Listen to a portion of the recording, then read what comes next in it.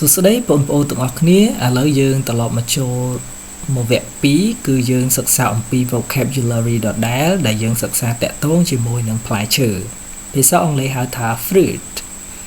តោះឥឡូវមុននឹងអ្នកទាំងអស់គ្នាទៅសិក្សាអំពីពាក្យទាំងអស់នោះសូមអ្នកទាំងអស់គ្នាជួយចុច subscribe channel KH English Class ទាំងអស់គ្នាតោះចាប់ផ្ដើមពាក្យទី1គឺផ្លែអ្វីបងប្អូនទាំងអស់គ្នាពាក្យទី1គឺផ្លែបឺផ្លែបឺភាសាអង់គ្លេសហៅថា avocado avocado avocado ពាក្យទី2តើជាផ្លែឈើអ្វីដែរពាក្យទី2គឺផ្លែសេដាភាសាអង់គ្លេសហៅថា apricot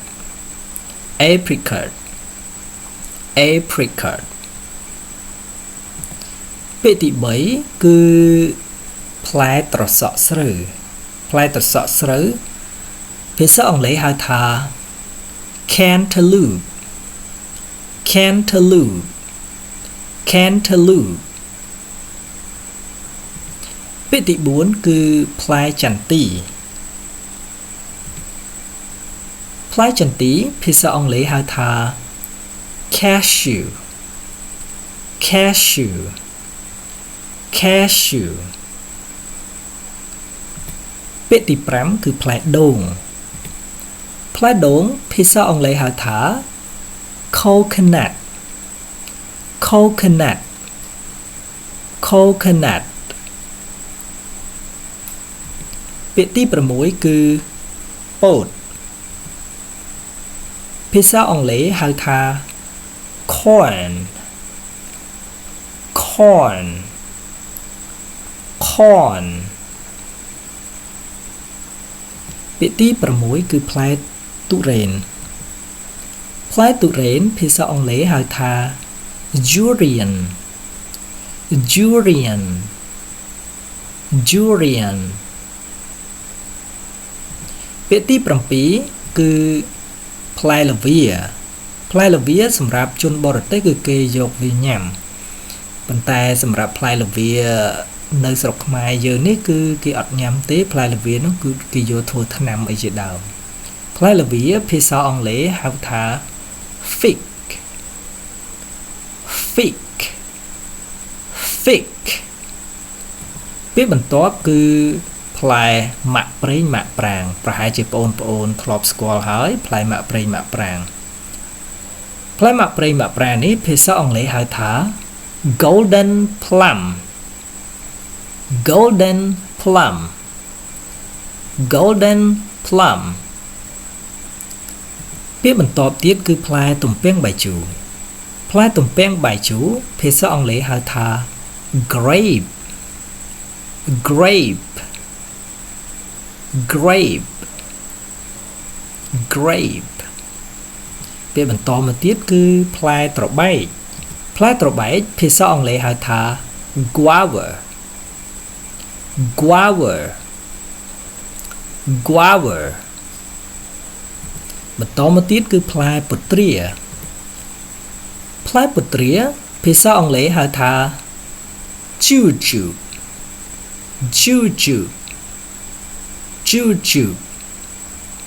បន្តមកទៀតគឺផ្លែគូលែនផ្លែគូលែនយើងអាចបញ្ចេញសំឡេងបានពីរគឺយើងអាចបញ្ចេញសំឡេងថា lychee lychee lychee មួយទៀតយើងអាចបញ្ចេញសំឡេងបានថា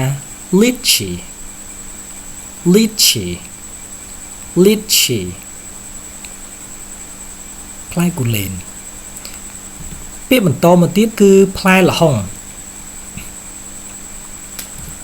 ផ្លែល្ហុងភាសាអង់គ្លេសហៅថា papaya papaya papaya ពាក្យបន្តមកទៀតគឺផ្លែសេរីផ្លែសេរីភាសាអង់គ្លេសហៅថា pear pear pear បន្តមកទៀតគឺផ្លែទៀបបារាំងផ្លែទៀបបារាំងភាសាអង់គ្លេសហៅថា soursop sour sop sour sop ពាក្យបន្តមកទៀតគឺផ្លែជម្ពូផ្លែជម្ពូភាសាអង់គ្លេសហៅថា rose apple rose apple rose apple បន្តមកទៀតគឺផ្លែអំពិលផ្លែអំពិលភាសាអង់គ្លេសហៅថា tamarind tamarind tamarind បាទ tamarind គឺផ្លែអំពិលបន្តមកទៀតគឺផ្លែអូលីវតើបងប្អូនទាំងអស់គ្នាធ្លាប់ស្គាល់អូលីវទេផ្លែអូលីវភាសាអង់គ្លេសហៅថា olive olive olive បន្តមកទៀតគឺផ្លែឪឡឹកផ្លែឪឡឹកភាសាអង់គ្លេសហៅថា watermelon watermelon watermelon ពាក្យបន្ទាប់គឺផ្លែត្រឡាចដែលជាពាក្យចុងក្រោយផ្លែត្រឡាចភាសាអង់គ្លេសហៅថា winter melon winter melon winter melon អរគុណបងប្អូនទាំងអស់គ្នាសម្រាប់ការតាមដានវីដេអូតាក់ទងជាមួយនឹង vocabulary តាក់ទងជាមួយនឹងផ្លែឈើអរគុណសម្រាប់ការតាមដាន Goodbye see you next video